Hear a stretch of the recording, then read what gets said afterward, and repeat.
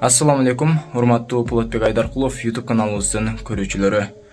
Ош Бишкек жолунда Кара Суу районуна караштуу Жаңарык айылынын Жаңарык чайканасынан ушундай тамактын ичинен курт чыгып көпчүлүктү ренжитти.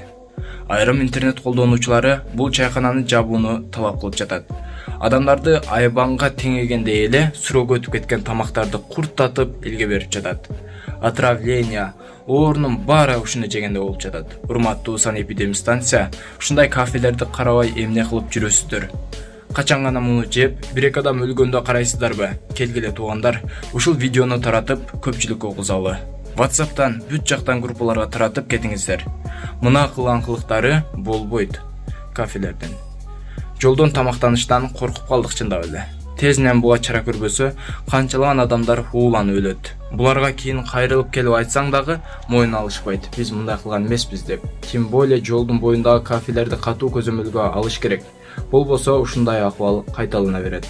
Жолдон канчалаган адамдар өтөт. Уялышпайбы ушундай тамак бергенден адамдарга? Ушул тамактарды кафелерден ээсинин өздөрүнө жедертип көрүш керек. Ошондо билет. Уялгыла кафе иштеткен туугандар.